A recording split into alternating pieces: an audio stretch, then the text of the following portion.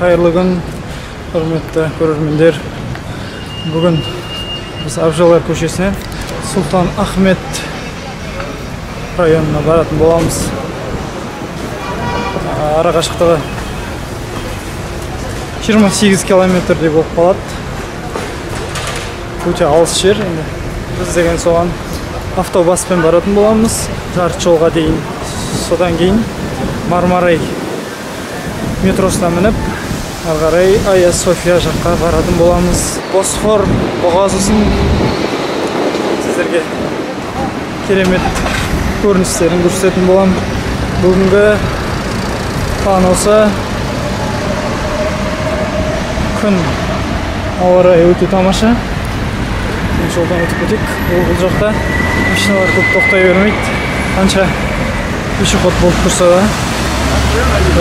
адамдарды жібермейді екен.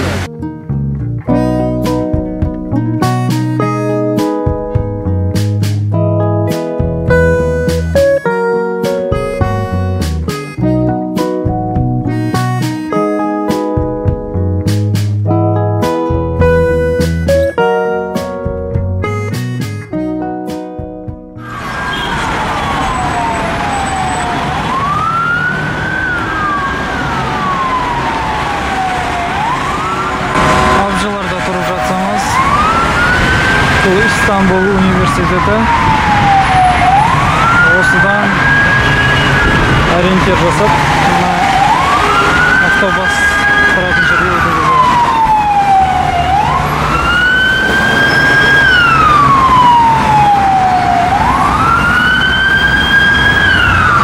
Көлік өте көп.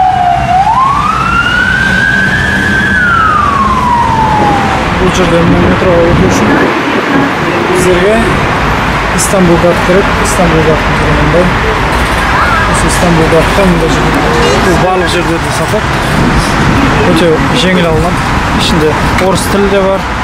Өзіңізге тілдік түсінетін аласыздар. Билет Абжаларда осындай жерде сатылады. Бұдан өту үшін İstanbul картта маған жақындап автобустан түсіп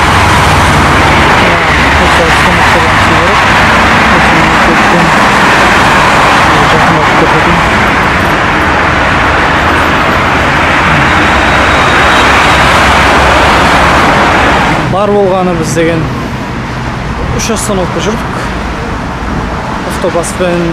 Енді қазір біз Мармарай метросына барып, метродан Сиркичи деген жерге барамыз. Сиркичидан Сұлтан Ахметке 10-15 минутта жаяу кете аламыз. Ауа райы тамаша.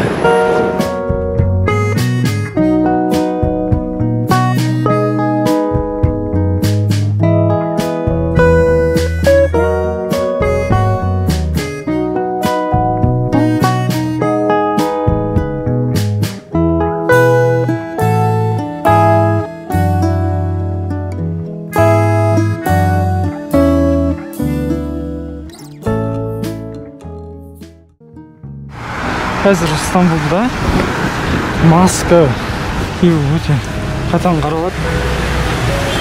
Бірақ мен мана ұмытып, оны тек автобусқа мінейін деп айтқанда байқадым.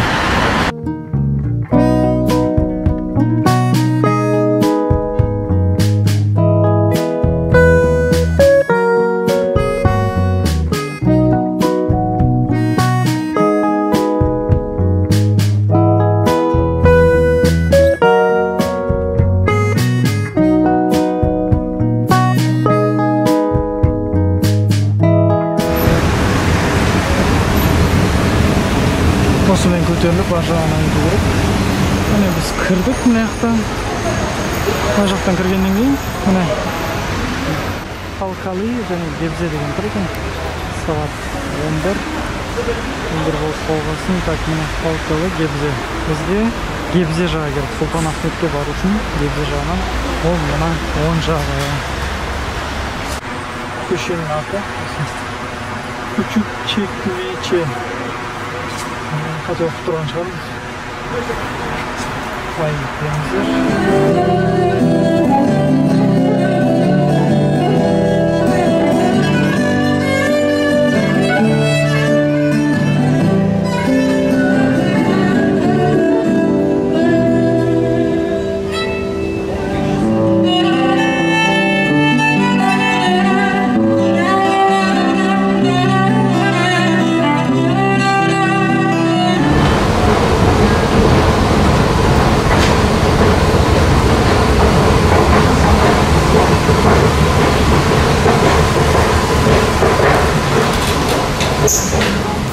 Mine biz geldik. Marmara Sirkesi stasyonu. Hafiz Mustafa. Qimmat yer endi. Biroq birlet keluvga sizlarga. Biroq dami бүкіл жerdegidek ayirmachilik qattiq yo'q. Brend deb aytamiz ғой. Сол бренд ғой. Biz Мехта Хафизға ортасында қаланың 1800 бірдеңе жыл ашылған, 64 жыл содан бері жасап тұрғасын. Осы Та-1 деген. Ол Сұлтан Ахметтен Каботажға дейін, Каботаж дегеніміз Таксим, сол жақтарға да баруға болады, Галата Тауэр соған жақындап қалуға болады. Қаладағы ең тарихи көшеге өте жақын болғандықтан бұл жерде туристер деген өте көп.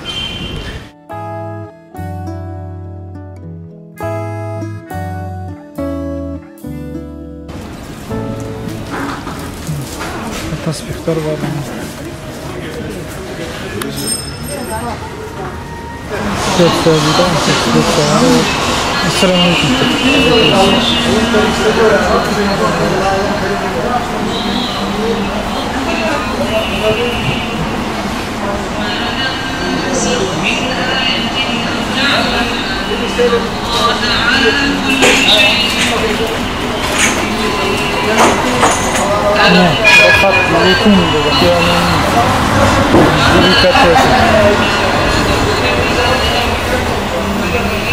Biz de görüp görük, otururken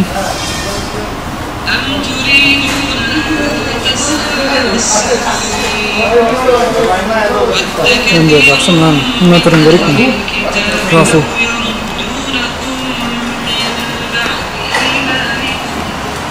Хане деген саябаққа жақындап қалдым. Бұл саябақта бұрынғы кездері сұлтандардың тұратын саябағы болған екен. Қандай керемет, ә? Кілем бе екен, жайнамаз ба екен? Бірақ сыртынан қарап, матасының қандай качествосы өте керемет екен, байқалып. Мына жерде банкоматтар тұр. Айта кетейін, мына Ақ банк дегенде 6% комиссия жейді. Ал Зират деген банкте 4 комиссия, процент 4. Сондықтан сіздерге сол екеуін пока қолданып көрдім. Сіздерге Зират дегенде әзірше сувенирлар сатылады екен. Ол жерден алуға кеңес бермеймін, бірақ себебі бұл туристік жер болғасын, өте бағалары өте қымбат. Кем дегенде 5 есе қосады деп ойлаймын өз басым. Мінекей келдік Айя София мешітіне.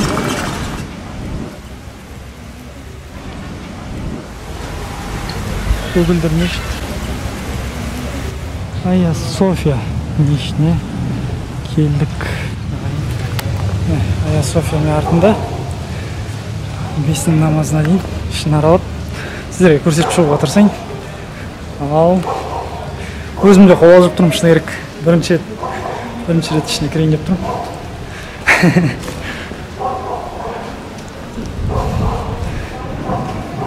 Алхамдулиллах. Мына жерде кірдік ішінде. Мұндай суреттер тұр.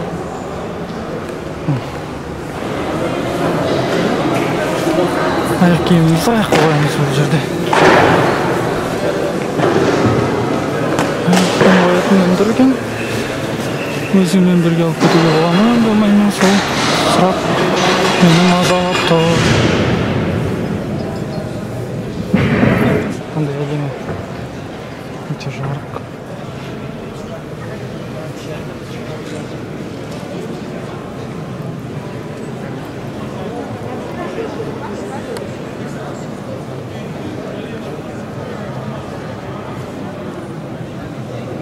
Мына жерде суреттер тұр, негізі жол тұса. Намаздың уақытына жарты сағат қалды. Сол намазға дейін сіздерге үшін көрсете тұрайын дегенім. Міне біз Айя Софияға келдік. Іші өте әдемі. Маскамен жүр.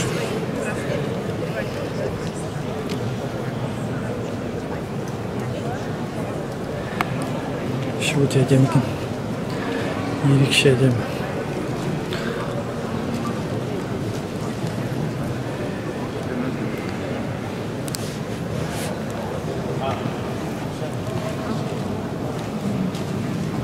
Құран жазулар тұр. Бақара сүресі.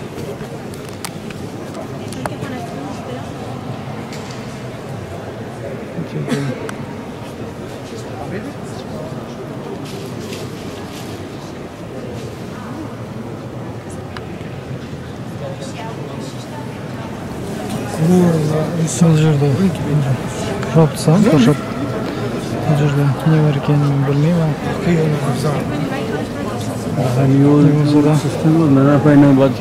Іші өте әдемі.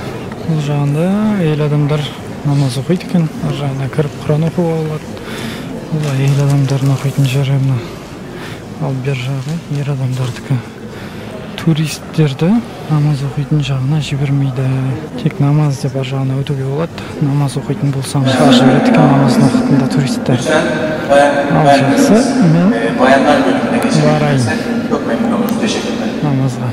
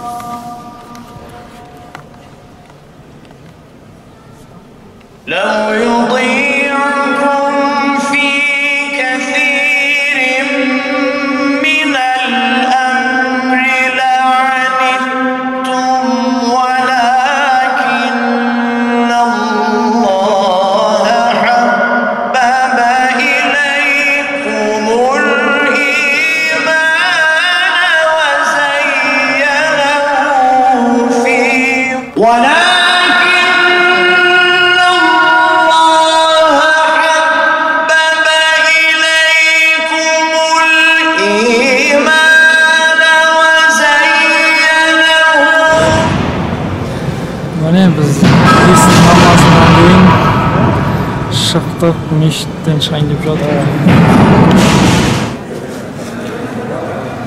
Есігінің үлкендігін қараңыздар, қалыңдығын қараңыздар.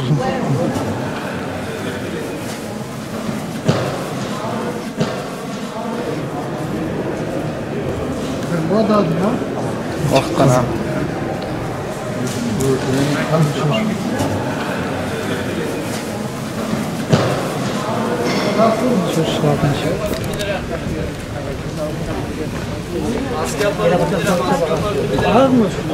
Мұны 616 жылы салынып болған көгілдір мешіт. Сұлтан Ахмет 606 жылы салуға бұйрық беріп, Алла разылығы үшін осы мешітті салдырған болатын. Ол мешіт 10 жылда салынып біткен. Сол 16 жылы ашып адамдарды қабылдай бастаған.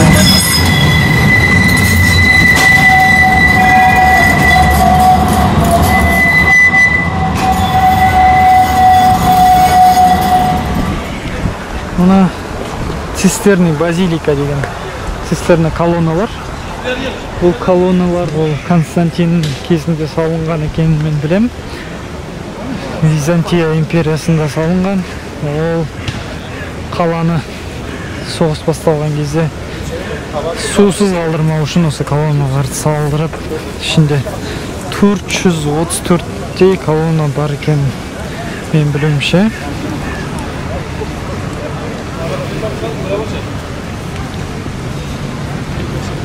Көгілдір мешітке де келдік, Сұлтан Ахмет. Я босс просто. Байбот на корабле. Thank you.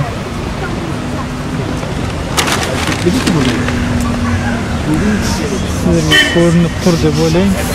Кішкене тінтіп тұрған болсын.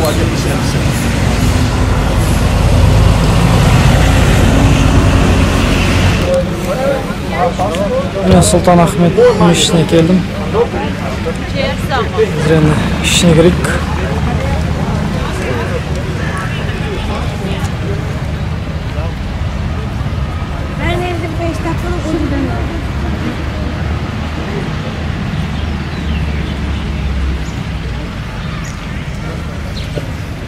Сұлтан Ахмет мешітіне біз келе жатырмыз. Бұл мешітке ашық шашық киініп келуге болмайды. Ер адамға да, әйел адамға да. Сондықтан әпкелер, бауырлар, міне үлгісін қарап болыңыздар. Ер адамдарға тізеден төмен болу керек, әйел адамдарға шашы жауып болу керек. Бәрі ағылшынша жазылып тұр екен. Осыны аударып қарап келулеріңізге болады. Шылым шегуге, өлең тыңдауға қатты намаз уақытында мұнда кіруге болмайды. Тек намаз қылшылық үшін кірулеріңізге болады. Мінекей, біз Сұлтан Ахмет мешітінен дәрет алатын жеріне өтіп бара жатырмын. Осылай адамдар дәрет алады. Күн шыны керек өте жылы. Қараша айына мүлдем ұқсамайды. Қараша айында Стамбулға уайымдамай келе берулеріңізге болады. Қазір мен маскамды тағып алған, маскамды тағып алайын. Маска. Соны тағып мешіттің ішіне кірейік. Мына ішінде қазір ремонт болғандықтан бәрі жабық. Көріп тұрғаныңыздай бәрі ең әдемі жерлері осы негізі. Бірақ осы ремонттың кесірінен тым көре алмаймыз әдемі жерлері.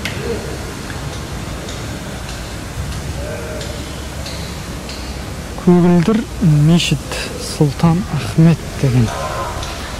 Ал ішіне кіріп сіздерге мешіттің қандай әдемі екенін көрсетейін. Ал Сұлтан Ахмет мешітіне қош келдік.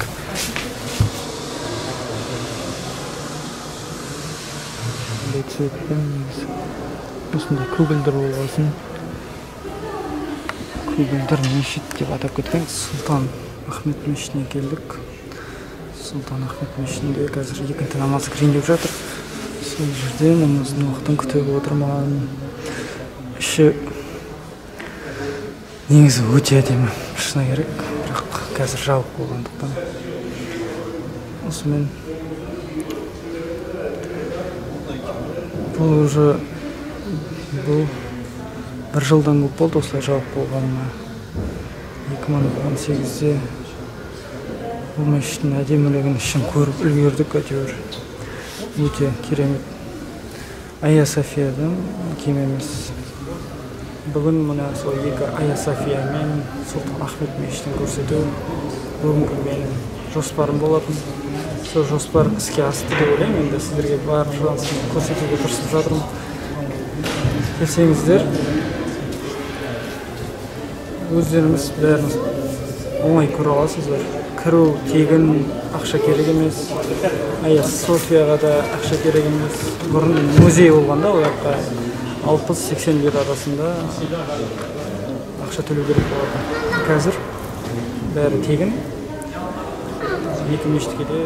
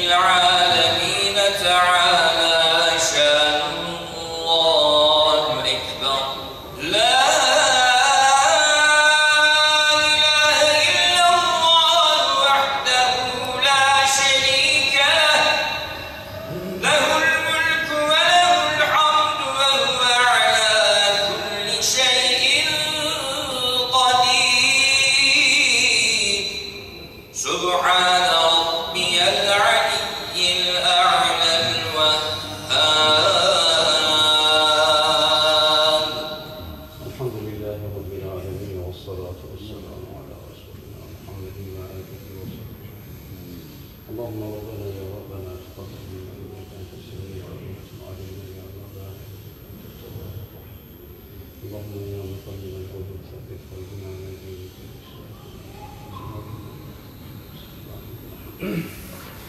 أعوذ بالله من الشيطان الرجيم بسم الله الرحمن الرحيم